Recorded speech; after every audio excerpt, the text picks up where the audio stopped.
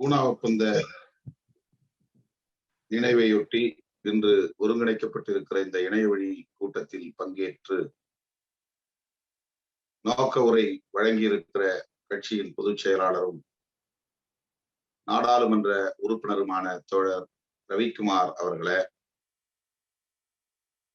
கருத்துரை வழங்கி இதனை சிறப்பித்திருக்கிற பேராசிரியர் ஜே பாலசுப்ரமணியன் அவர்களே, நெறிப்படுத்திக் கொண்டிருக்கிற சஜன் பராஜ் அவர்களே, இணைப்பில் இருக்கும் ஜனநாயக சக்திகளே, என் உயிரின் உயிரான விடுதலை சிறுத்தைகளே, உங்கள் அனைவருக்கும் என்னுடைய பணிவார்ந்த வணக்கத்தை தெரிவித்துக் கொள்கிறேன். இந்த நாள் இந்தியாவில் இருவரும் ஆளுமைகள் இருந்தார்கள். சனாதனத்தின் வடிவமாக அல்லது இந்துத்துவத்தின் வடிவமாக ஒரு ஆளுமை, சனாதனத்திற்கு எதிரான அல்லது சமூக நீதியின் அடையாளமாக ஒரு ஆளுமை என்று இருவரும் ஆளுமைகள் இந்திய அரசியலில் வலிமை மிக்க ஆளுமைகளாக இருந்தனர் என்பதை வரலாற்று சான்றுகளோடு உறுதிப்படுத்தக்கூடிய ஒரு நாள் தான் பூனா ஒப்பந்த நாள். உலகமே அல்லது இந்திய நாடே உத்தமர் என்றும் மகாத்மா என்றும் தேச தந்தை என்றும் போற்றி புகழ்ந்து கொண்டிருந்த ஆளுமை,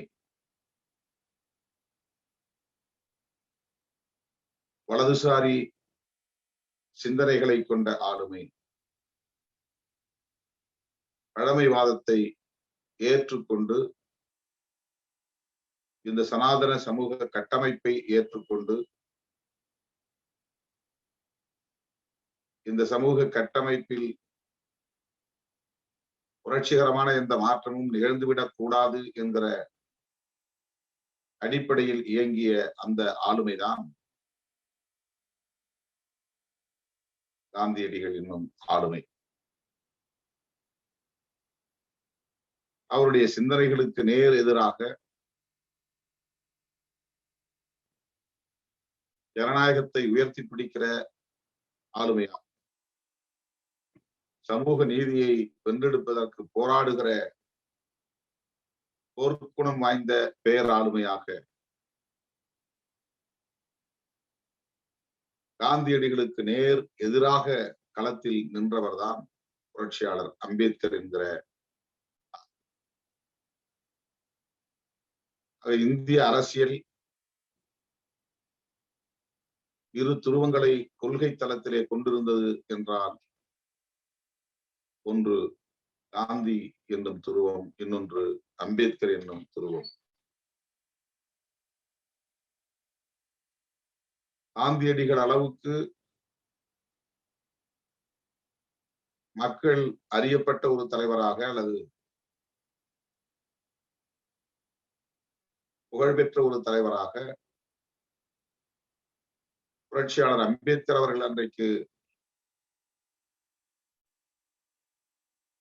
பரந்துபட்ட அளவில் விளங்கவில்லை என்றாலும், அவர்தான் காந்தியை எதிர்கொள்ளுகிற ஒரு கொள்கை ஆளுமை என்பது அறிவார்ந்த தளத்தில்,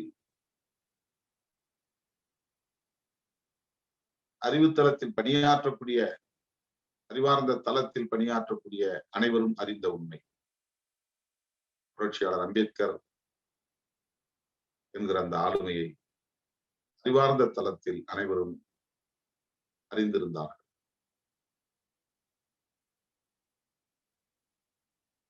காந்தியடிகளுக்கும் புரட்சியாளர் அம்பேத்கர் அவர்களுக்கும்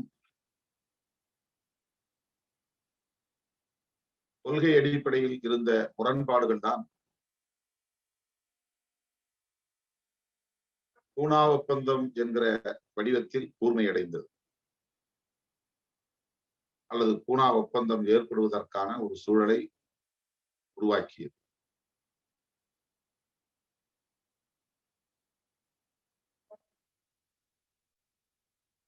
பிரிட்டிஷ் ஆட்சி காலத்தில் இந்தியாவுக்கென தனி அரசியலமைப்பு சட்டத்தை உருவாக்க வேண்டும், இந்தியாவை இந்தியர்களிடமே ஒப்படைத்து விட வேண்டும் என்கிற அடிப்படையில் ஆங்கிலேயர்கள் நாட்டை ஆண்டு கொண்டிருந்த பிரிட்டிஷார் எண்ணியிருந்த வேளையில் அதற்கென அவர்கள் அவ்வப்போது பல்வேறு குழுக்களை நியமிக்கிறார்கள். சமூக பொருளாதார பண்பாட்டு தளங்களில் ஆய்வுகளை, அரசியல் தளங்களில் ஆய்வுகளை நடத்துவதற்கான குழுக்களை நியமிக்கிறார்கள். மின்டோ மார்லி சீர்திருத்த குழு, மான்டேக் செம்ஸ்போர்ட் சீர்திருத்த குழு, அதன் பின்னர் சவுத்பாரா குழு, அதற்கு பின்னர் சைமன் குழு, இப்படி ஆங்கிலேயர் ஆட்சி காலத்தில் குறிப்பிட்ட கால இடைவெளியில் குழுக்கள் அமைக்கப்பெற்றன.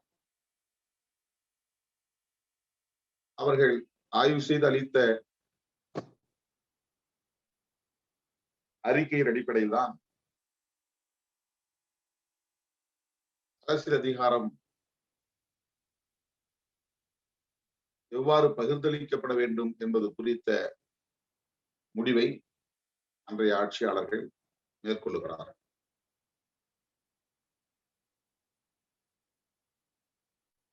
அந்த காலகட்டத்தில் அகில இந்திய அளவில்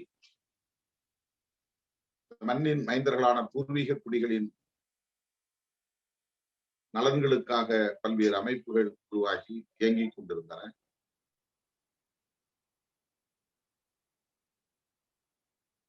ஏறத்தாழ 18 அமைப்புகள் ஒன்று சேர்ந்து சைமன் குழுவிடம் அறிக்கையை மண்ணின் மைந்தர்கள், பூர்வீக குடிகள் தொடர்பான, பழங்குடிகள் தொடர்பான கோரிக்கைகள் அடங்கிய குழு அறிக்கை ஒன்றை அந்த குழுவிடம் வழங்கியதாக நாம் அறிய வருகிறோம்.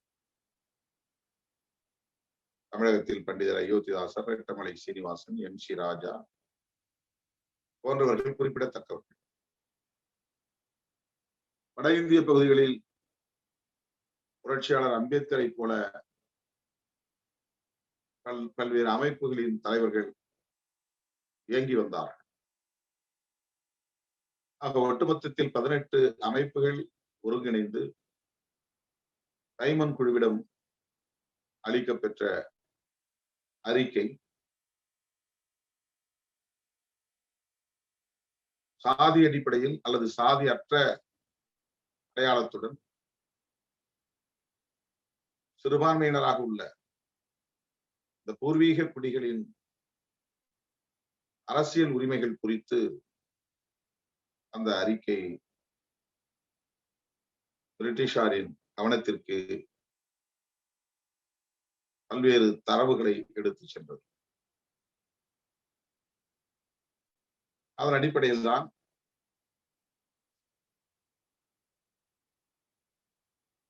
இந்துக்கள் வேறு, தீண்டப்படாதவர்கள் என்று அழைக்கப்படுகிற இந்த மண்ணின் பூர்வீக குடிகள் வேறு, இந்து பெரும்பான்மையினரின் கையில் ஆட்சி அதிகாரம் வந்தால் சாதியற்ற இந்த சமூக பிரிவினரின் எதிர்காலம் எவ்வாறு இருக்கும் என்கிற அடிப்படையில் அமைந்த அந்த அறிக்கை பிரிட்டிஷாருக்கு உண்மையை எடுத்துரைத்தது. ஆகவே இவர்களுக்கு தனியே அரசியல் அதிகாரத்தில் உரிமைகள் வேண்டும் என்பதை சைமன் குழுவின் பரிந்துரையின் அடிப்படையிலே இந்த உரிமைகளை வென்றெடுப்பதற்கான ஒரு அடித்தளம் அமைக்கப்பட்டது அல்லது பாதை வகுக்கப்பட்டது. சைமன் குழு அறிக்கைக்கு பிறகுதான் வட்டமேசை மாநாடு கூட்டப்படுகிறது. வட்டமேசை மாநாட்டில் புரட்சியாளர் அம்பேத்கர் அவர்களும் ரெட்டமலை சீனிவாசன் அவர்களும் பங்கேற்றார்கள் என்பது வரலாறு. முதலில் மின்டோ மாரலி குழுவிடம் அளிக்கப்பெற்ற அறிக்கையை அந்த குழு பொருட்படுத்தவில்லை, அதை ஒரு பொருட்டாக அவர்கள் கருத்தில் கொள்ளவில்லை என்று வரலாற்றில் நாம் அறிய வரும். மாண்டேட் செம்ஸ்போர்ட் அறிக்கை 10 ஆண்டுகளுக்கு பிறகு அமைக்கப்பெற்ற அந்த அறிக்கை 1919 என்று கருதுகிறேன். இந்த சமூக பிரிவினரின் கோரிக்கையை அங்கீகரித்திருக்கிறது. அதன் பின்னர் சவுத் பாரா கமிட்டி புறக்கணித்து விட்டது. சைமன் குழு இந்த பூர்வீக குடிகளின் கோரிக்கையில் நியாயம் இருப்பதை உணர்ந்து அதற்கான வழிவகையை காணும் வகையில் செயல்பட தொடங்கியது. பூனா ஒப்பந்தம் 1932 நடந்தது.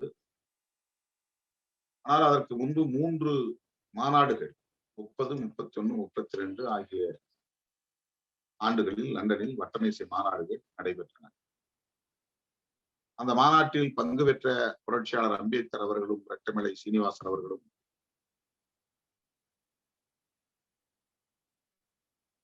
தனித்தொகுதி கோரவில்லை, தனி வாக்காளர் தொகுதியும் கோரவில்லை. ரெட்டமலை சீனிவாசன் அவர்கள் நியமன முறையை கோரினார் என்று இப்போது நமது பேராசிரியர் கே. பாலசுப்ரமணியம் அவர்கள் பேசியதை நாம் அறிந்தோம். புரட்சியாளர் அம்பேத்கர் அவர்கள் கூட வயது வந்தோருக்கு வாக்குரிமை வேண்டும், வயது வந்தோர் அனைவருக்கும் வாக்குரிமை வேண்டும், அவ்வாறு அது வழங்கப்படவில்லை என்றால் தனித்தொகுதி கோருவோம் என்று அவர் ஒரு நிபந்தனையின் அடிப்படையில் கோரிக்கை வைத்ததாக தெரிய வருது. ஆக 2 பேருமே தனி தொகுதி கோரவில்லை அல்லது தனி வாக்காளர் தொகுதி கோரவில்லை என்று சொல்லப்படுகிறது.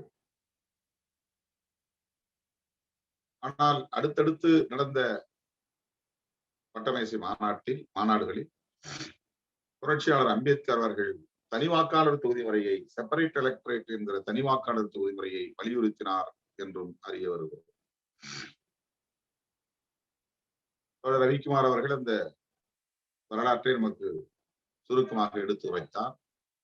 கூட்டு தொகுதி முறை என்றால் என்ன, தனி வாக்காளர் தொகுதி முறை என்றால் என்ன என்பது. இன்றைக்கு நடைமுறையில் இருக்கிற இந்த தனி தொகுதி முறை என்பது முற்றிலும் மாறுபட்ட ஒன்று. இந்த வட்டமேசை மாநாடுகள் நடந்து முடிந்த பிறகு காந்தியடிகள் பிரிட்டிஷாரை எதிர்த்து இந்த உண்ணாநிலை அறப்போராட்டத்தை எரவாடா சிறைச்சாலையில் தொடங்குவதற்கு காரணம் புரட்சியாளர் அம்பேத்கர் வைத்த கோரிக்கை, ரெட்டமலை சீனிவாசனார் வைத்த கோரிக்கை ஏற்கப்பட்டு தனி வாக்காளர் தொகுதி முறை அறிவிக்கப்பட்டதுதான் என்று சொல்லப்படுகிறது.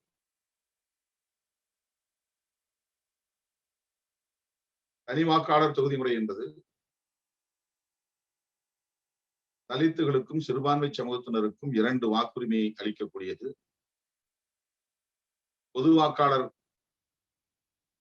சிறுபான்மையினர் அல்லாத ஒருவர் பொது வாக்காளராக போட்டியிடும் தொகுதியில் பொது வாக்காளருக்கு ஒரு ஓட்டும், சிறுபான்மையினராக போட்டியிடும் வேட்பாளருக்கு சிறுபான்மை மக்கள் மட்டுமே வாக்களிக்கக்கூடிய வகையிலான ஒரு ஓட்டும், ஆக மொத்தம் முஸ்லிம்களுக்கு 2 ஓட்டு. அதே போல தலித்துகளுக்கும் இன்றைய அடையாளம் தலித். அன்றைக்கு தோழர் ரவிக்குமார் அவர்கள் சொன்னதை போல டிப்ரெஸ்ட் கிளாஸ், அவர்களுக்கு 2 வாக்குகள். அதாவது தங்களுடைய பிரதிநிதிகளை அல்லது உறுப்பினரை தேர்ந்தெடுப்பதற்கு தாங்கள் மட்டுமே வாக்களிக்க உரிமை பெற்றவர்கள் என்கிற ஒரு வாக்குரிமை, அதே தொகுதியில் போட்டியிடும் தலித் அல்லாத ஒரு பொது வேட்பாளருக்கும் தலித்துகள் வாக்களிப்பதற்கான ஒரு உரிமை. தலித் அல்லாதவர்கள் தங்களுக்கான பொது வேட்பாளரை தேர்ந்தெடுப்பதற்கு மட்டும் வாக்குரிமை பெற்றவர்கள். தலித்துகள் தங்களுக்கான பிரதிநிதியையும் தேர்ந்தெடுக்க வாக்குரிமை கொண்டவர்கள், பொது வேட்பாளரையும் தேர்ந்தெடுக்கிற வாக்குரிமையை கொண்டவர்கள். அவை இரட்டை வாக்குரிமையுள்ள தனி வாக்காளர் தொகுதி, separate electorate with dual voting power என்று சொல்லப்படுகிறது. இந்த கோரிக்கையை நிறைவேற்றக்கூடாது என்பதுதான் காந்தியடிகள் இங்கே வைத்த கோரிக்கை. முதலாம் வட்டமேசை மாநாட்டில் அவர் பங்கேற்கவில்லை. அதற்கு பல்வேறு காரணங்கள் சொல்லப்படுகின்றன. சைமன் குழுவையே அவர் புறக்கணித்தார். அதில் இந்திய பிரதிநிதிகள் யாரும் இடம்பெறவில்லை என்பதுதான் முக்கியமான குற்றச்சாட்டு. ஆனால் இஸ்லாமிய சமூக தலைவர்களும் டிப்ரெஸ்ட் கிளாஸ் என்கிற ஒடுக்கப்பட்ட சமூக பிரிவினரின் தலைவர்களும் காந்தியடிகளின் கோரிக்கையை ஏற்கவில்லை. சைமன் குழுவை சந்தித்து மனுக்களை வழங்கினார்.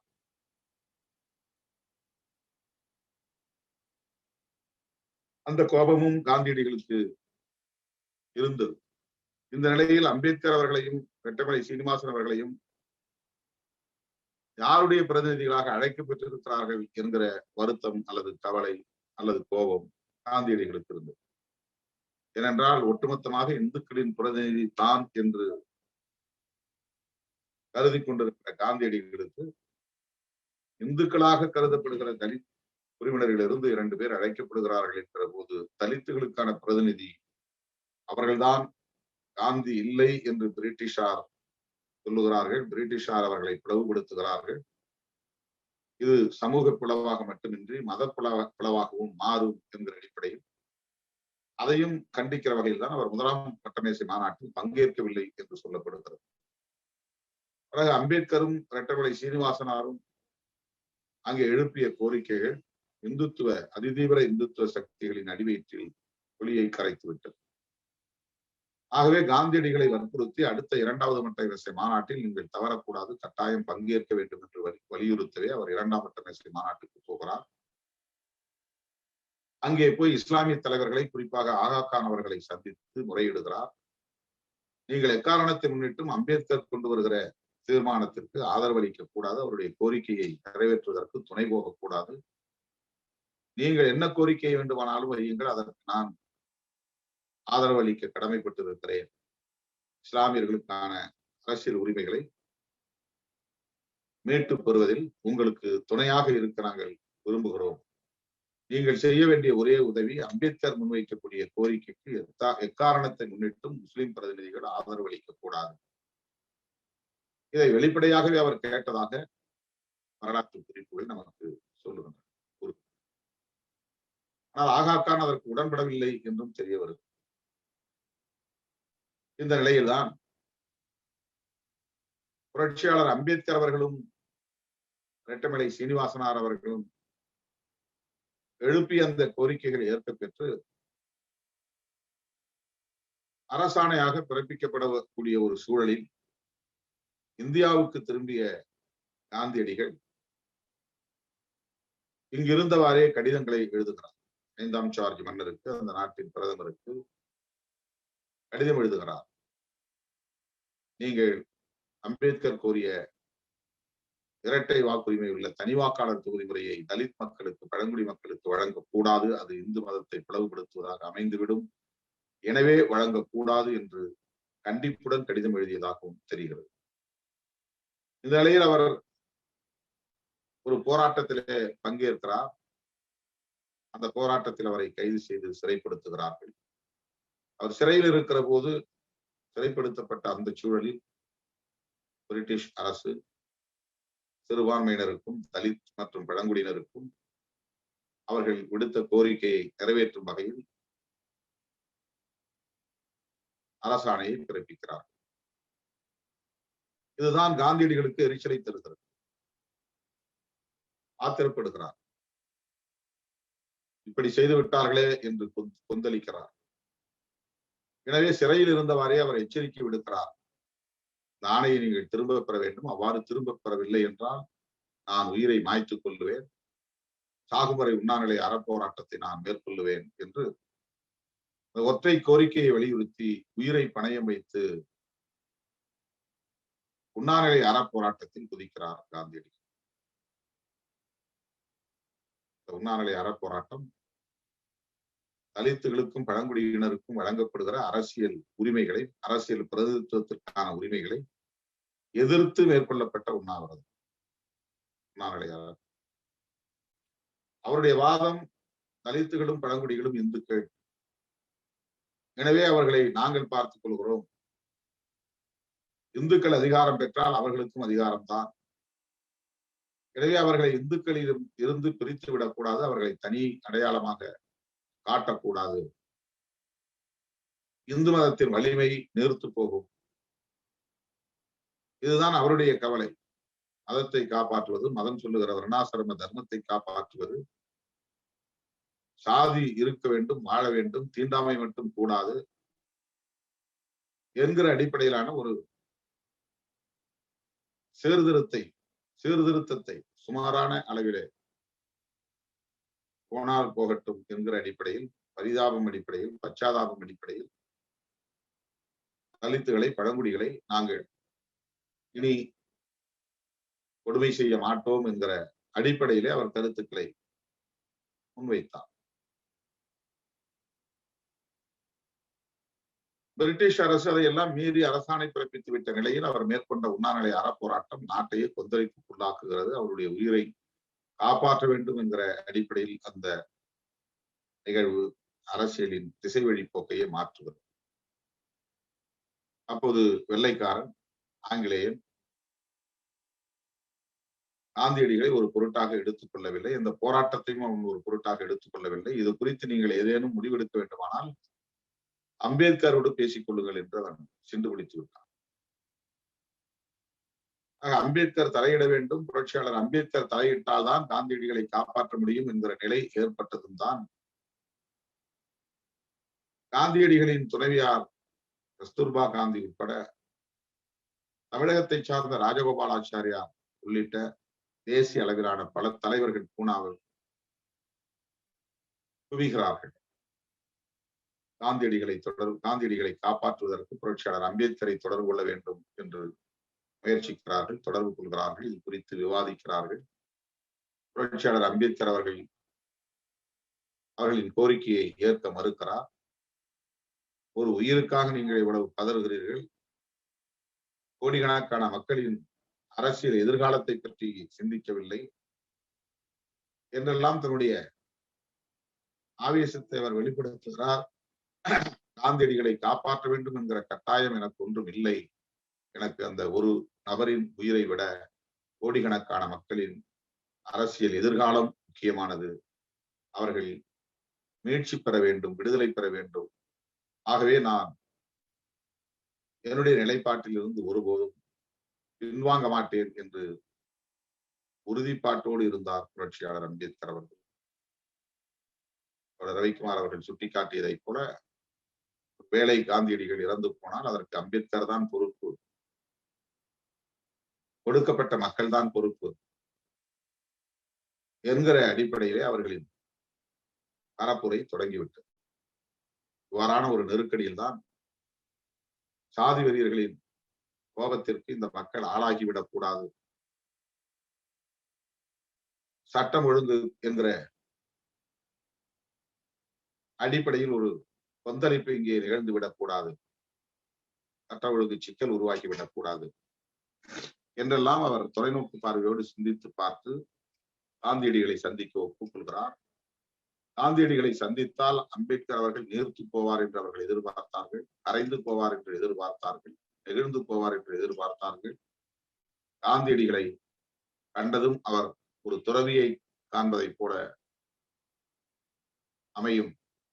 ஆகவே அம்பேத்கரின் நிலைப்பாட்டில் மாற்றம் ஏற்படும் என்கிற கனவுகளோடு தான் அவரை சந்திப்பதற்கு ஏற்பாடு செய்கிறார்கள். ஆனால் காந்தியடிகளை சந்தித்த போது புரட்சியாளர் அம்பேத்கரிடம் எந்த நிகழ்வும் இல்லை, எந்த தளர்வும் இல்லை, எந்த விதமான நீர்த்து போகிற தன்மையும் இல்லை.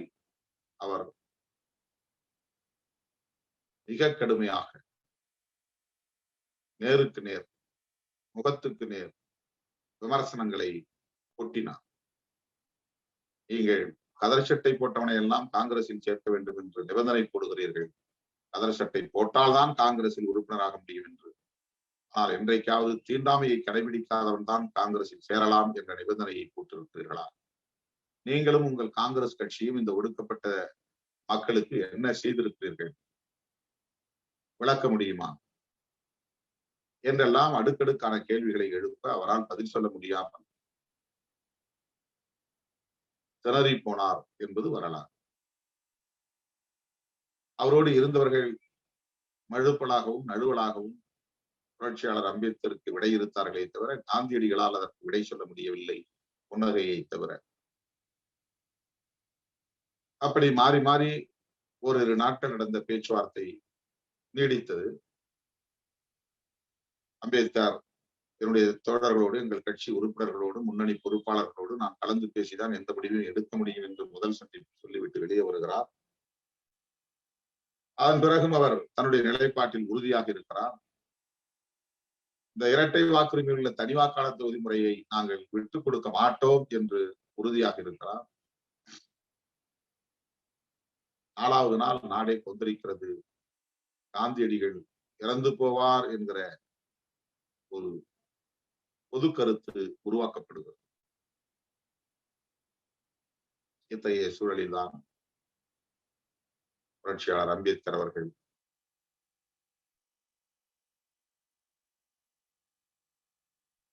காந்தியடிகளை காப்பாற்ற வேண்டும் என்பதற்காக அல்ல, கோடானு கோடி மக்களின் உயிர்களை காப்பாற்ற வேண்டும் என்கிற நெருக்கடிக்கு தள்ளப்படுகிறார். அந்த அடிப்படையில் அவர் மறுபடியும் பங்கேற்ற அந்த பேச்சுவார்த்தையில் ஒரு ஒப்பந்தத்திற்கு வருகிறார். காந்தியடிகள் சொன்னது பெரிய அதிர்ச்சியாகவும் ஆச்சரியமாகவும் இருக்கிறது. உங்களுக்கான அரசியல் பிரதிநிதித்துவ உரிமை 5 ஆண்டுகளுக்கு மட்டும்தான் போதும், அந்த 5 ஆண்டுகளுக்கு மட்டும் போதும், 5 ஆண்டுகளுக்கு மட்டும்தான் என்று அவர் வாதிட்டு இருக்கிறார். 5 ஆண்டுகள்னா ஒரே ஒரு பீரியட். சட்டமன்றத்திலும் நாடாளுமன்றத்திலும் இடம்பெறுவதற்கான அரசியல் பிரதிநிதித்துவ உரிமையை வழங்குகிற அந்த இடஒதுக்கீட்டு முறை என்பது 5 ஆண்டுகள் மட்டும். 5 தேர்தல்கள் என்றால் கூட சரி, ஆனால் 5 ஆண்டுகள் என்பது ஒரே ஒரு முறை தேர்தல் வருகிற போது ஒரே ஒரு முறை. புரட்சியாளர் அம்பேத்கர் அதற்கு ஒத்துக்கொள்ளவில்லை. காந்தியடிகளோடு இருந்தவர்கள் நெருக்கடி தருகிறார்கள். காந்தியடிகளின் சம்பந்தி தானே ராஜகோபாலாச்சாரியார். அதிதீவிர இந்துத்துவ சக்திகள் டாக்டர் மூஞ்சே போன்றவர்கள் புரட்சியாளர் அம்பேத்கர் அவர்களுக்கு நெருக்கடி தர 10 ஆண்டுகளுக்கு இடஒதுக்கீடு என்கிற அடிப்படையில் தனி தொகுதியும் இல்லாமல், தனி வாக்காளர் தொகுதியும் இல்லாமல், கூட்டு தொகுதி முறையும் இல்லாமல் ஒரு ஒப்பந்தம் நிகழ்கிறது.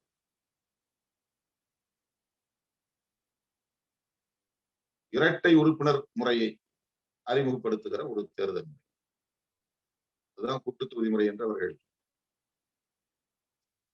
வரையறுக்கிறார். 10 ஆண்டுகள் மட்டும், அதாவது 2 தேர்தல்களில் மட்டும். இதனால் உளவியல் ரீதியான பாதிப்புக்கு புரட்சியாளர் அம்பேத்கர் அவர்கள் ஆளானார் என்றும் சொல்லப்படுது.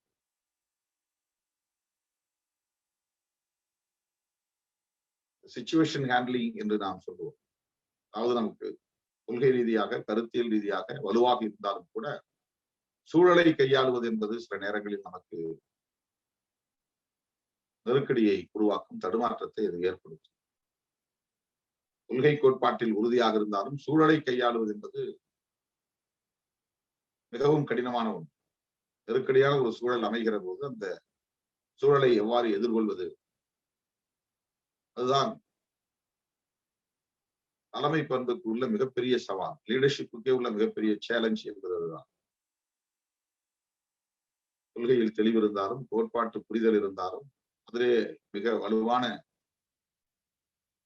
உறுதிப்பாடு இருந்தாலும், நம்மை சூழ்ந்து கொள்ளுகிற அந்த சூழ்நிலை அதை எவ்வாறு அந்த சந்தர்ப்பத்தில், அந்த தருணத்தில் கையாளுவது என்கிற ஒரு சிக்கல். அப்படி ஒரு நெருக்கடி புரட்சியாளர் அம்பேத்கர் அவர்களுக்கு ஏற்பட்டது என்பதை நாம் இந்த பூனா ஒப்பந்தத்திலே காண முடிகிறது. நாடு முழுவதும் கொந்தளிப்பு ஏற்படுகிறது. காந்தியடிகளின் உயிருக்கு ஆபத்து என்கிற ஒரு பொது கருத்து உருவாகிறது. ஒருவேளை அவர் உயிர் போனால் அம்பேத்கர் தான் காரணம் அல்லது ஒடுக்கப்பட்ட மக்கள் தான் காரணம் என்கிற நிலையில் இந்த ஒடுக்கப்பட்ட மக்களுக்கு எதிரான வன்முறைகளை கட்டவிழ்த்து விடுவதற்கான சூழல் உருவாகி வருகிறது. இதனை எப்படி எதிர்கொள்வது? கொள்கையிலேயே நான் உறுதியாக இருப்பேன், எது நடந்தாலும் அதை பற்றி நான் கவலைப்படவில்லை, எதிர் விளைவுகளை பற்றி நான் கவலைப்படவில்லை, நான் எடுத்த கொள்கை நிலைப்பாட்டில் மட்டுமே உறுதியாக இருப்பேன் என்று ஒருவர் இருந்தாலும் அது சரியான தலைமை பண்பு என்று கூற முடியாது. அதை மீறுகிற ஒரு சூழல் வந்தால், அவ்வாறு மீறுவதால் ஏற்படுகிற பயன்கள் அல்லது பாதிப்புகள் ஆகியவற்றை கருத்தில் கொள்ள வேண்டிய தேவை இருக்கிறது. தன்னுடைய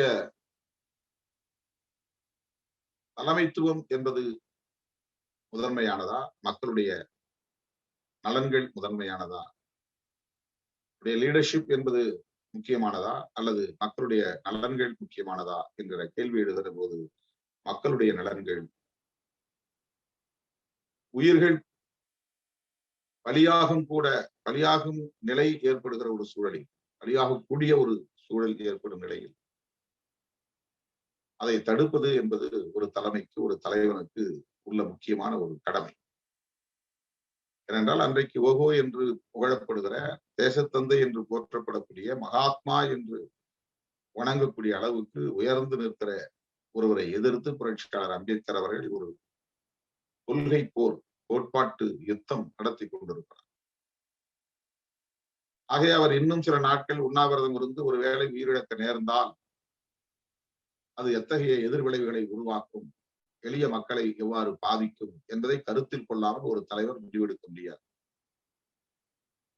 நான் சமரசமாக மாட்டேன், நான் எடுத்த முடிவில் உறுதியாக இருப்பேன், என்னுடைய கொள்கை கோட்பாடுகளில் எந்த தளர்வையும் மேற்கொள்ள மாட்டேன் என்று அதிலே அவர் தன்னை சமரசமற்றவர் என்று காட்டிக் கொள்வதற்காக அன்றைக்கு பிடிவாதமாக அந்த நிலைப்பாட்டில் இருந்திருந்தால், காந்தியடிகளும் போராட்டத்தை தொடர்ந்திருந்தால், அவருடைய உயிர் பிரிந்திருந்தால், அதனால் எளிய மக்கள் எத்தகைய பாதிப்புகளை சந்திக்க நேரும் என்பதையும் கருத்தில் கொள்ள வேண்டிய ஒரு தேவை எழுகிறது. அப்படித்தான் புரட்சியாளர் அம்பேத்கர் அவர்கள் தாம் முன்வைத்த கோரிக்கை நிறைவேறிய நிலையிலும் கூட அதை இழக்க வேண்டிய ஒரு இக்கட்டுக்கு ஆளானார். ஆங்கிலேயனிடமிருந்து போராடி வென்ற கோரிக்கை, மீட்டெடுத்த கோரிக்கை, வென்றெடுத்த கோரிக்கை காந்தியடிகளால் பறிகொடுக்கும் நிலை ஏற்பட்டுவிட்டது. இது குறித்து நான் முதலாக தமிழ்நாட்டில் இது குறித்து ஒரு பொதுக்கூட்டத்திலே, மதுரை ஒத்தக்கடையில் நடந்த ஒரு பொதுக்கூட்டத்திலே பேசும்போது, பூனா ஒப்பந்த நாள் தலித் அரசியல் வரலாற்றில் ஒரு துயர நாள், துக்க நாள் என்று பேசி காந்தியடிகளை அம்பலப்படுத்துகிற வகையில் சுட்டிக்காட்டினேன். புரட்சியாளர் அம்பேத்கர் எடுத்த முடிவு தவறு என்று சுட்டிக்காட்டுவதற்காக அல்ல. புரட்சியாளர் அம்பேத்கர் அவர்கள் வலியோடு வருத்தத்தோடு தான் அந்த ஒப்பந்தத்தில் கையெழுத்திட்டார். காந்தியடிகளுக்கும் அம்பேத்கருக்கும் இடையிலே பேச்சுவார்த்தை நடந்தது. ஆனால் ஒப்பந்தத்திலே காந்தியடிகள் கையெழுத்திடவில்லை, அவருடைய பிரதிநிதிகள் தான் கையெழுத்திட்டார். ஒரு தரப்பிலே காந்தியின் தரப்பிலே அவருடைய பிரதிநிதிகள் கையெழுத்திட்டார்கள். புரட்சியாளர் அம்பேத்கரின் தரப்பில் புரட்சியாளர் அம்பேத்கரும் அவருடைய தலைவர்களும் கையெழுத்திட்டார்கள். அதனால் புரட்சியாளர் அம்பேத்கருக்கு உளவியல் ரீதியான ஒரு தாக்குதல் நிகழ்ந்தது என்பதை அவருடைய உதவியாளர்கள் பின்னாளில் எழுதிய வரலாற்று குறிப்புகளில் இருந்து அறிய முடிகிறது. அதுவே அவருடைய உடல்நலம் பாதிக்கப்படுவதற்கும் மிக முக்கியமான காரணமாக இருந்தது என்பதும் சொல்லப்படுகிறது. இதையொட்டி நான் 90, 91 என்று கருதுகிறேன். அந்த காலகட்டத்தில் மதுரையிலே ஒரு சுவரொட்டி அச்சிட்டு ஒட்டினேன். நானே நின்று கோரிப்பாளையத்தில் பேருந்துகளை மறித்து விடியற்காலை ஒட்டினேன். அந்த சுவரொட்டியில் காந்தி செய்த படுகொலை என்ற தலைப்பிட்டிருந்தேன். காந்தி அஹிம்சா மூர்த்தி, அவர் எப்படி ஒரு கொலையை செய்திருக்க முடியும் என்ற கேள்வியை எழுப்பக்கூடிய வகையில் காந்தி செய்த படுகொலை, அரசியல் ரீதியாக தலித்துகள் தலைநிவர விடாமல் தடுக்கும் வகையில் அவர் செய்த இந்த படுகொலை ஒரு ஜனநாயக படுகொலை, தலித்துகளின் அரசியல் உரிமைகளை பறித்து ஜனநாயகத்தை படுகொலை செய்துவிட்டார் என்று அந்த வாசகம் அமைய சுவரொட்டி அச்சிட்டு பேருந்துகளில் எல்லாம் ஒட்டிவிட்டேன். தென் மாவட்டங்களில் திண்டுக்கல், திருநெல்வேலி, ராமநாதபுரம் என்றெல்லாம் போகக்கூடிய விரைவு பேருந்துகளில் அதிகாலையில் நின்று ஒட்டினோம். அதுதான் முதலாக பூனா ஒப்பந்தத்தை பற்றிய ஒரு மக்கள் மயப்படுத்துகிற போராட்ட நடவடிக்கை. எல்லோரும் அதை வியந்து பார்த்தார்கள். தலித் அரசியல் களத்தில் அது ஒரு விவாதமாக மாறியது. அப்போது டிஎல்எம் என்கிற இன்னொரு அமைப்பு மதுரையிலே இயங்கிக் கொண்டிருந்தது, டேனியல் ஞானசேகரன் அவர்களின் தலைமையில். அதற்கு அடுத்த ஆண்டு இதே செப்டம்பர் 24 அவரும் இதே போன்றதொரு சுவரொட்டியை ஒட்டினார். அது காந்தி கிராமம் பல்கலைக்கழகத்தின் வாசலில் ஒட்டப்பட்டதால் அவர்கள் கொடுத்த புகாரின் அடிப்படையில் அவரை ஒரு சில நாட்களில் காவல்துறை கைது செய்து சிறையில் அடைத்தது. காந்தியடிகளை விமர்சிக்கக்கூடிய பூனா ஒப்பந்தத்தால் ஏற்பட்ட பாதிப்புகளை அம்பலப்படுத்தக்கூடிய வகையில் இந்த பூனா ஒப்பந்தம் நமக்கு எவ்வளவு எதிராக போய்விட்டது என்பதை சொல்லக்கூடிய வகையில் நாம் முன்னெடுத்த ஒரு அறப்போராட்டம், மக்கள் போராட்டம். அடுத்தடுத்து பல்வேறு இயக்கங்களும் அதிலே தலையிடக்கூடிய ஒரு சூழல். ஆக விடுதலை சிறுத்தைகள் கட்சியும் அப்போது தலித் விடுதலை இயக்கமும் தான் இதை மக்கள் மயப்படுத்தியது. வேற எந்த அமைப்புகளும் அதை பற்றி அப்போது பேசவில்லை. அந்த நேரத்தில் நான் பெரியவர் இளையபெருமாள் அவர்களை சந்திக்கிற வாய்ப்பை பெற்றேன். அப்போது அவரிடத்தில் நான் ஒரு வேண்டுகோளை விடுத்தேன். நீங்கள் மதுரையில் ஒரு கூட்டத்தில் விடுதலை சிறுத்தைகள் ஏற்பாடு செய்கிற கூட்டத்தில் பங்கேற்க வேண்டும் என்று அழைப்பு விடுத்தேன். அவரும் வருவதாக ஒப்புக்கொண்டார். அப்போது அவருக்கு நான் கொடுத்த தலைப்பு இளையபெருமாள் கமிஷன், மண்டல் கமிஷன் என்கிற தலைப்பு. அந்த தலைப்பிலே பேச வந்தவர் பூனா ஒப்பந்தத்தை கிரிட்டிசைஸ் செய்யக்கூடாது, விமர்சிக்க கூடாது. பூனா ஒப்பந்தத்தால் தான் இன்றைக்கு நாம் இவ்வளவு பயன்களை பெற்றிருக்கிறோம், பலன்களை அடைந்திருக்கிறோம். இந்த இயக்கம் இப்படி வரலாற்று பிரிவுகளை செய்கிறது என்று அந்த கூட்டத்திலேயே என்னை கண்டித்து விடுதலை சிறுத்தைகளையும் கண்டிக்கிற வகையிலே அவர் பேசினார். அவர் இளையபெருமாள் கமிஷனை பற்றியோ மண்டல் கமிஷனை பற்றியோ பெரிதாக பேசவில்லை. மாப்பாளையம் அருகே ஒரு அரசு விருந்தினர் விடுதியிலே நடைபெற்ற டிராவலர்ஸ் பங்களா பயணியர் விடுதியிலே நடைபெற்ற இந்த நிகழ்ச்சி அவர் என்னையும் விடுதலை சிறுத்தைகள் கட்சியையும் கடுமையாக விமர்சித்தார். அப்படி விமர்சித்ததற்கு காரணம் நான் பூனா ஒப்பந்தத்தை விமர்சித்ததுதான். பூனா ஒப்பந்தத்தால் தான் இன்றைக்கு தனித்தொகுதி முறையை நாம் பெற்றிருக்கிறோம், பல்வேறு வகையான பயன்களை நாம் அடைந்திருக்கிறோம் என்றெல்லாம் பெரியவர் இளையபெருமாள் அவர்கள் அந்த கூட்டத்திலே பேசியது இன்றைக்கும் எனக்கு நினைவிருக்கிறது. ஆக இன்றைக்கு பூனா ஒப்பந்தம் குறித்து இந்த அளவுக்கு விரிவான விவாதம் நடைபெறுகிறது என்றால் அதற்கான அடித்தளத்தை வைத்த இயக்கம் அதனை அம்பலப்படுத்துவதற்கான பாதையை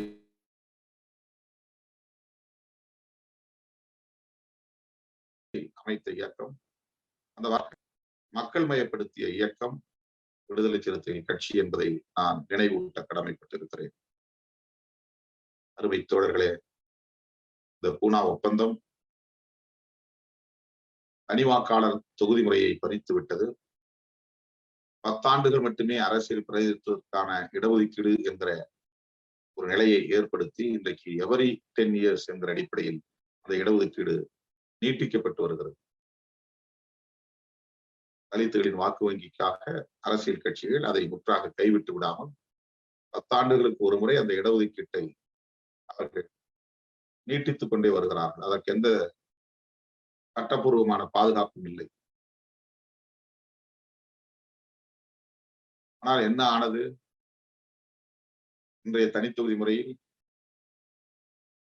சாதி அடிப்படையில் அல்லது மத அடிப்படையில் பெரும்பான்மை சமூகத்தை சார்ந்தவர்கள் தனித்தொகுதியில் போட்டியிடக்கூடிய தலித் மற்றும் பழங்குடி வேட்பாளர்களை உறுப்பினராக தீர்மானிக்கக்கூடிய அதிகாரம் அவர்கள் கையில் போய்விட்டது. 100 விழுக்காடு தலித்துகள் வாக்களித்தாலும் கூட வெற்றி பெற முடியாது. தலித் அல்லாதவர்கள் யாருக்கு வாக்களிக்கிறார்களோ அவர்கள்தான் வெற்றி பெற முடியும் என்று மறுபடியும் அந்த சாதியவாத சக்திகளின் பெரும்பான்மைவாத பிடிக்குள் தலித்துகளின் அரசியல் உரிமை சிக்கிக் கொண்டது. இதனால்தான் விடுதலை சிறுத்தைகள் கட்சியின் சார்பிலே நாம் மதுரையிலே இரட்டை வாக்குரிமை மாநாட்டை நடத்தினோம். 4ஆம் வட்ட மேசை மாநாடு என்று பெயர் சூட்டி இரட்டை வாக்குரிமை மாநாடு ஒன்றை நடத்தினோம். தமுக்க மைதானத்திலே ஏறத்தாழ 15-20 ஆண்டுகள் ஆகும். 15 ஆண்டுகளை கடந்து விட்டன. அருமை தோழர்களே, இப்போது நடைமுறையில் இருக்கிற தேர்தல் முறையே தவறு. ஒட்டுமொத்தத்தில் தேர்தல் முறையே நாம் மாற்ற வேண்டும் என்று சொல்கிறோம். தலித்துகளுக்கான உரிமைகளுக்கு மட்டுமல்ல, பழங்குடி மக்களுக்கான உரிமைகளுக்காக மட்டுமல்ல, ஒட்டுமொத்தத்திலேயே இந்த தேர்தல் முறை அனைத்து வகை ஊழல்களுக்கும் அடித்தளமாக இருக்கின்றது. இங்கே ஊழல் நடப்பதற்கும் இதர குற்றங்கள் நிகழ்வதற்கும் முழுமுதற் காரணமாக இருப்பது ஊழல் மலிந்த தேர்தல் முறைதான்.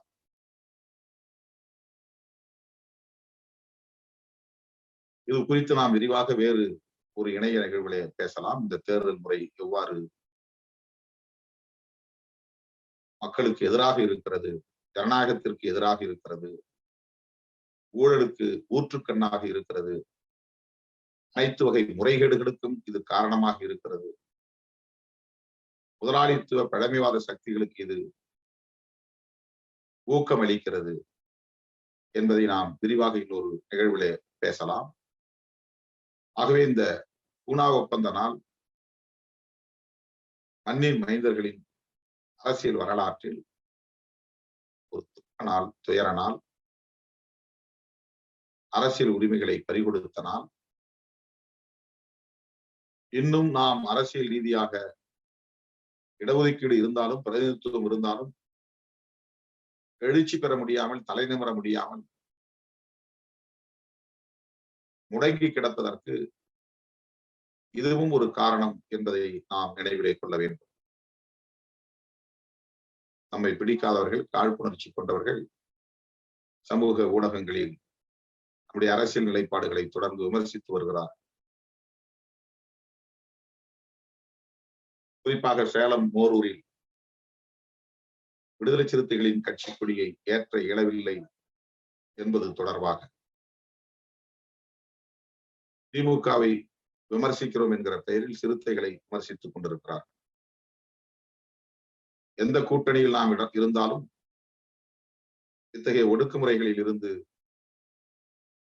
விடுபட முடியவில்லை என்பது யதார்த்தமான உண்மை. அதிமுக கூட்டணியில் இருந்த போதும் நமக்கு காவல்துறை நெருக்கடிகள் இருந்தன, குடியேற்ற முடியாத கொடுமைகள் தொடர்ந்தன, ஒடுக்கப்பட்ட மக்களுக்கு எதிரான சாதிய வன்கொடுமைகள் அதிகரித்தன.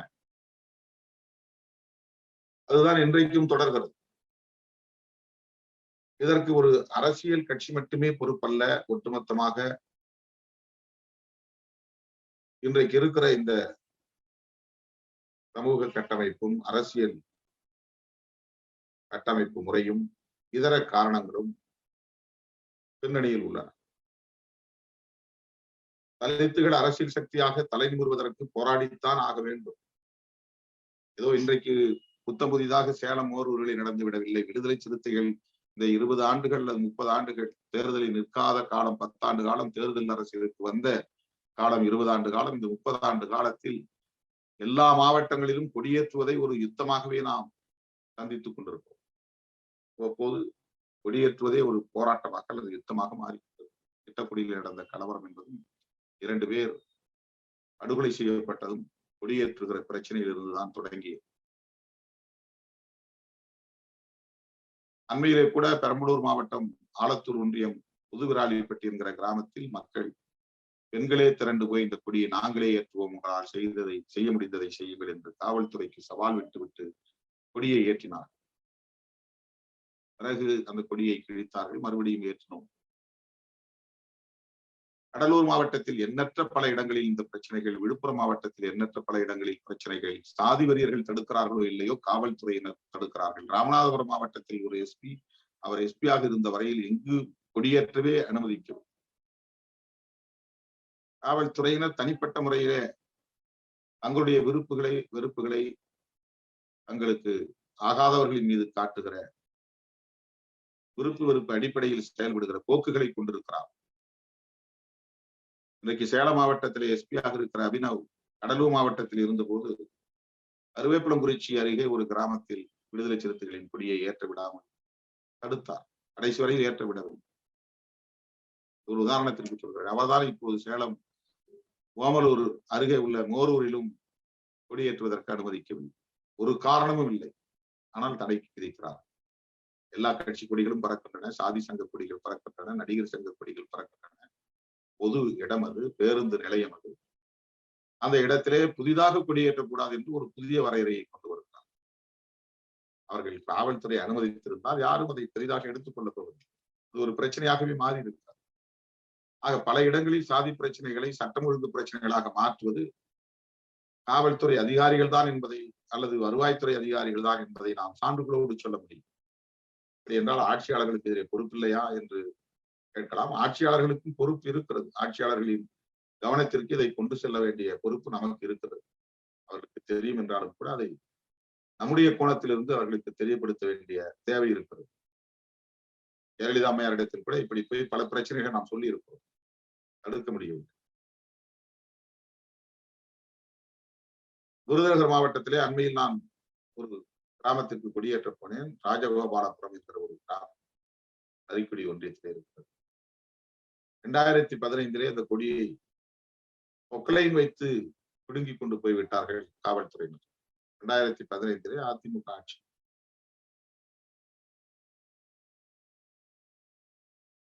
பிடுங்கி கொண்டு போனார்கள். அதன் பிறகு 6 ஆண்டுகளுக்கு பிறகு இப்போதுதான் நான் போய் அந்த கொடியை ஏற்றிவிட்டு வந்தேன். கொடியை ஏற்றியே தீர்வோம் என்று மக்கள் போராடினார், மறியலில் ஈடுபட்டார். தொடர்ந்து அந்த போர்ப்பணத்தை அவர்கள் கைவிட்டு விடவில்லை. 6 ஆண்டுகள் கழித்து என்னை அழைத்துக் கொண்டு போய் அதே இடத்தில் கொடியை ஏற்றியிருக்கிறார்.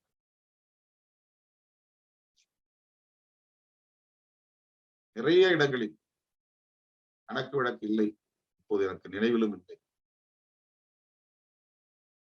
கள்ளக்குறிச்சி அருகே 10-15 ஆண்டுகளுக்கு முன்பு கொடியேற்ற போன போது, பொது இடத்திலே கொடியேற்ற போன போது காவல்துறை தான் வந்து தடுக்கிறது. சாதி வெறியர்களும் திரண்டு விடுகிறார்கள். சாதி வெறியர்கள் திரளுவதற்கு காவல்துறையின் நடவடிக்கை காரணமாக அமைந்து விடுகிறது. விடுதலை சிறுத்தைகள் கொடியை ஏற்றக்கூடாது என்பதற்காக எல்லா கட்சிகளின் கொடியையும் பிடுங்கிக் கொண்டார்கள். இது நடந்தது. உசிலம்பட்டியிலே அப்படி கொடியை ஏற்ற விடாமல் தடுத்தார்கள் போன தேர்தலின் போது. மீறி விடுதலை சிறுத்தைகள் அங்கே கொடியேற்றிய போது அடுத்த நொடியே காவல்துறை பொக்கலைன் வைத்து பிடுங்கிவிட்டது. எல்லா கட்சி கொடிகளையும் அப்புறப்படுத்தி விட்டது. எல்லா கட்சிகளை சார்ந்தவர்களும் அதற்கு உடன்பட்டு போனார்கள். சிறுத்தைகளின் கொடி பறக்கக்கூடாது, அப்படி என்றால் மற்ற கட்சிகளின் கொடியையும் பறக்க அனுமதிக்க மாட்டோம் என்று காவல்துறை சொல்ல, அல்லது நாங்களும் அதற்கு எதிர்ப்பு தெரிவிக்க, நாங்கள் பிடுங்கிக் கொள்கிறோம் என்று பிடுங்கிக் கொள்கிறார். இப்படி எண்ணற்ற நிகழ்வுகளை சொல்லிக் கொண்டே போகலாம். ஆக இது ஒரு நீண்ட நெடிய போராட்டம். ஒரு குறிப்பிட்ட அரசியல் கட்சி ஆட்சியில் இருப்பதால் மட்டுமே நிகழ்வதாக நாம் இதை புரிந்து கொண்டால் அது அரசியல் அறியாமை, அது ஒரு அரசியல் புரிதல் இன்மை. யார் ஆட்சியில் இருந்தாலும் அது நடக்கும். ஏனென்றால் இது நீண்ட நெடுங்காலமாக குறையோடி கிடக்கிற இழிவான போக்கு. நாட்டையே கபலீகரம் செய்யக்கூடிய RSS உள்ளிட்ட சங் பரிவார்களை விரட்டி அடிப்பதை விட விடுதலை சிறுத்தைகள் குடியேற்றக்கூடாது, அவர்களை விரட்டி அடிக்க வேண்டும் என்கிற அளவுக்கு புத்தி தாழ்ந்து கிடக்கிற ஒரு சமூகம் சாதிய சமூகம். அவர்களின் அரசியல் புரிதல் அவ்வளவுதான், அவர்களின் அரசியல் புத்தி அவ்வளவுதான். அந்த அளவுக்கு குறுகிய மனநிலை கொண்டவர்களாக இருக்கிறார், குறுகிய கண்ணோட்டம் கொண்டவர்களாக இருக்கிறார். எனவே அவர்களின் நிலையை எண்ணி நாம் பரிதாபப்படும். மோடியை எதிர்ப்பதை விட, மோடியின் தலைமையிலான ஆட்சியை எதிர்ப்பதை விட, இந்த சமூகத்தை சாதி அடிப்படையில் பிளவுபடுத்திக் கொண்டிருக்கிற சங் பரிவார்களை எதிர்ப்பதை விட, பன்னாட்டு நிறுவனங்களிடம் ஒட்டுமொத்தமாக இந்த தேசத்தை விற்பனை செய்து கொண்டிருக்கிற ஏகாதிபத்திய அடிவருடிகளை எதிர்ப்பதை விட, விளைநிலங்கள் எல்லாம் தரிசு நிலங்களாகி கொண்டிருக்கின்றனவே, சுற்றுச்சூழல்கள் எல்லாம் பாதிப்படைந்து கொண்டிருக்கின்றனவே, இதற்கு காரணமான சக்திகள் யார் என்று அடையாளம் கண்டு அவர்களை எல்லாம் எதிர்ப்பதை விட, சிறுத்தைகளின் கொடி இங்கே நடக்கூடாது, சிறுத்தைகள் இங்கே இயக்கம் தொடங்கக்கூடாது என்று ஒருவன் எதிர்க்கிறான் என்றால் அவன் எந்த அளவுக்கு கண் கெட்டவனாக இருக்கிறான், புத்தி கெட்டவனாக இருக்கிறான், பார்வை அற்றவனாக இருக்கிறான், எவ்வளவு குறுகிய கண்ணோட்டம் உள்ளவனாக இருக்கிறான், எவ்வளவு பின்தங்கிய நிலையில் கிடக்கிறான், வெளிச்சம் இல்லாமல் இருட்டில் உழலுகிறான் என்றுதான் நாம் புரிந்து கொள்ள வேண்டும். அவர்களின் நிலையை எண்ணி நாம் பரிதாபப்பட வேண்டுமே தவிர ஆத்திரப்பட வேண்டிய அவசியம் இல்லை. வகையை அடையாளம் காண தெரியாத கும்பல், நாட்டை மொழியை காப்பதற்கு வக்கில்லாத கும்பல், சாதியை மட்டுமே தலையில் தூக்கி சுமக்கிற கும்பல், சாதி வெறியை திட்டமிட்டு வளர்க்கிற தலைவர்களை பின்பற்றுகிற கும்பல். இப்படித்தான் அவர்களை நாம் புரிந்து கொள்ள வேண்டிய தேவை இருக்கிறது. எனவே அந்த பகுதிகளில் நமது கொடி ஏற்றப்படவில்லை என்பதற்கு பல்வேறு காரணங்கள் இருக்கின்றன. அதற்கு ஆட்சியில் இருப்பவர்கள் மட்டுமே பொறுப்பு என்று புரிந்து கொண்டார். அப்படி விமர்சிப்பவர்கள் திமுகவை விமர்சிப்பதை காட்டிலும் விடுதலை சிறுத்தைகளை விமர்சிக்க வேண்டும் என்கிற காழ்ப்புணர்வை கொண்டிருக்கிறார்கள் என்றுதான் நாம் புரிந்து கொள்ள வேண்டும். அவர்கள் தலித்துகளாக இருந்தாலும் கூட அவர்களுக்கு திமுகவை விமர்சிப்பது கூட முதன்மையானதல்ல, விடுதலை சிறுத்தைகளை விமர்சிக்க வேண்டும் என்கிற ஒரு எண்ணம் அவர்களுக்கு இருக்கிறது, மேலோங்கி இருக்கிறது. திமுக அரசை சமூக நீதி அரசு என்று சொல்லுவது என்பது ஒரு பார்வை, அது வேறு. பெரியார் பிறந்த நாளை சமூக நீதி நாள் என்று அறிவித்ததும், சனாதன சக்திகளுக்கு சவுக்கடி கொடுக்கக்கூடிய வகையில் பல்வேறு அறிவிப்புகளை செய்வதும், அனைத்து சாதியினரும் அர்ச்சகராகலாம் என்று சட்டத்தை நிறைவேற்றக்கூடிய வகையில் அரசாணை பிறப்பித்து அனைத்து சாதியினரையும் கருவறைக்குள்ளே அனுப்புவதும், 1000 தலைமுறைகளாக மறுதளிக்கப்பட்ட அந்த உரிமைகளை வென்றெடுக்கக்கூடிய வகையில் செயல்படுகிற போக்கை பாராட்டி நாம் சமூக நீதி அரசு என்று சொல்லுவோம். மோரூரில் சாதி வெறியர்களும் காக்கி சட்டைகளும் கூட்டு சேர்ந்து கொடியேற்ற விடாமல் தடுத்ததை ஒட்டுமொத்தமாக திமுக அரசுதான் பொறுப்பு என்று திமுக அரசின் மீது அதை திசை திருப்ப முயற்சிக்கிறார்கள். ஆனால் அது உண்மை அல்ல. உண்மையிலே நம்மை அவர்கள் விமர்சிக்க வேண்டும், அதுதான் அவர்களின் நோக்கம். ஆகவே விமர்சிக்கிறார்கள்.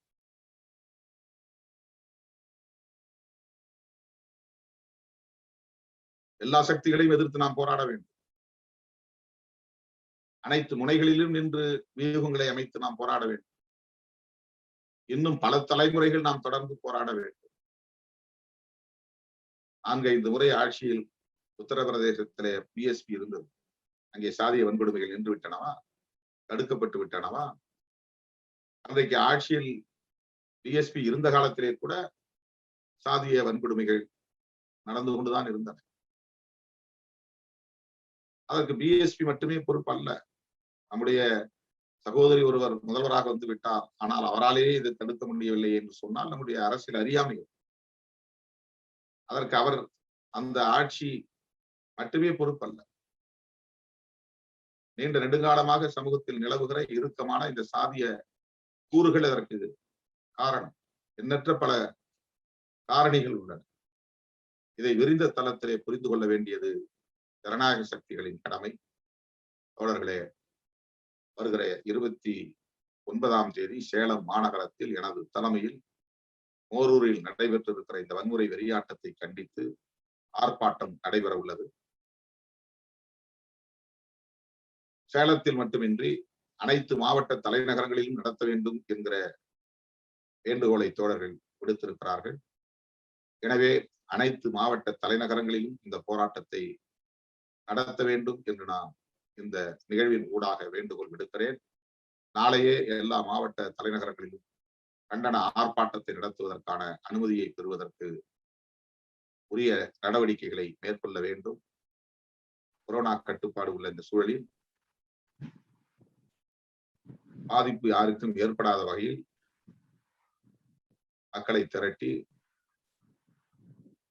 பெரிய அளவில் திரட்ட வேண்டும் என்கிற தேவையில்லை. ஒரு அடையாள கண்டன ஆர்ப்பாட்டமாக அமையக்கூடிய வகையில் சிறப்பாக இதை செய்ய வேண்டும் என்று நான் கேட்டுக்கொள்கிறேன். நேற்றே நான் அறிவித்திருக்கிறேன். இன்றைக்கு சென்னை மாவட்டத்தின் பொறுப்பாளர்கள் என்னை அணுகினார்கள். 28ஆம் தேதி சென்னையிலே நடத்த ஒப்புதல் கேட்டார்கள். 28ஆம் தேதி காலையில் சென்னையிலே ஆர்ப்பாட்டத்தில் நான் பங்கு பெற்றுவிட்டு 29ஆம் தேதி சேலத்திற்கு செல்ல இருக்கிறேன்.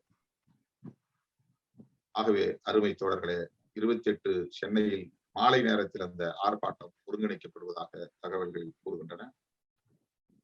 அரசியல் உரிமைகளை வெல்லுவதாக இருந்தாலும் சமூக நீதி உரிமைகளை அனைத்து தளங்களிலும் கொடியேற்றுவது என்பது கூட ஒரு சமூக நீதிக்கான போராட்டம் தான். சாதிய பாகுபாடுகளுக்கு எதிரான, வன்கொடுமைகளுக்கு எதிரான அத்தனை போராட்டங்களும் சமூக நீதி போராட்டங்கள் தான், வெறும் இடஒதுக்கீடு மட்டுமல்ல. கல்வி வேலை வாய்ப்பில் பெறுகிற இடஒதுக்கீடு தான் சமூக நீதி என்று புரிந்து கொள்ளக்கூடாது. பாகுபாடுகளுக்கு எதிரான, பாதிப்புகளுக்கு எதிரான, ஒடுக்குமுறைகளுக்கு எதிரான, ஆதிக்கத்திற்கு எதிரான, சுரண்டலுக்கு எதிரான போராட்டங்கள் அனைத்தும் சமூக நீதிக்கான போராட்டங்கள் தான். சமூக நீதியின் மூலம்தான் ஜனநாயகத்தை வென்றெடுக்க முடியும், சமத்துவத்தை வென்றெடுக்க முடியும். எனவே இது ஒரு நீண்ட நெடிய பாரம்பரிய பின்னணியை கொண்ட போராட்டங்கள், விடுதலைக்கான போராட்டங்கள். அதற்கு கடந்த கால ஆட்சி நிர்வாகங்களும் சமூக அமைப்பு முறைகளும் இன்றைய நிகழ்வுகளுக்கு காரணங்களாக இருக்கின்றன என்பதை நாம் புரிந்து கொள்ள வேண்டும். இந்த இறுக்கமான சூழலை எதிர்கொள்ளக்கூடிய பொறுப்பு அனைத்து தரப்பு ஜனநாயக சக்திகளுக்கும் இருக்கிறது. ஒரு குறிப்பிட்ட கட்சிக்கு மட்டுமோ, ஒரு குறிப்பிட்ட அமைப்புக்கு மட்டுமோ அல்ல. எந்த தளத்தில் இருந்தாலும், எந்த கட்சி அடையாளத்தை கொண்டிருந்தாலும் ஜனநாயக சக்திகளாக இருக்கிற அத்தனை பேருக்குமே இதில் பொறுப்பு இருக்கிறது என்பதை சுட்டிக்காட்டி, பூனா ஒப்பந்த நாள் நம்முடைய அரசியல் உரிமைகள் பறிக்கப்பட்ட ஒரு துயர நாள் என்றாலும் கூட வரலாற்றின் திசைவெளி போக்கை மாற்றக்கூடிய வலிமை கொண்டதாக விளங்குகிறது. இந்திய மண்ணில் இருவரும் ஆளுமைகள் இருந்தார்கள். ஒரு ஆளுமை வலதுசாரி ஆளுமை, இன்னொரு ஆளுமை இடதுசாரி ஆளுமை. காந்தியடிகள் வலதுசாரி சனாதனத்தின் ஆளுமையாக விளங்கினார், அதன் வடிவமாக விளங்கினார். புரட்சியாளர் அம்பேத்கர் இடதுசாரி ஜனநாயகத்தின் வடிவமாக ஆளுமையாக விளங்கினார் என்பதை உலகுக்கு உரத்து சொல்லும் நாள்தான் செப்டம்பர் 24 பூனா ஒப்பந்த நாள் என்பதை சொல்லி அனைவருக்கும் நன்றி கூறி நிறைவு செய்கிறேன். நன்றி, வணக்கம்.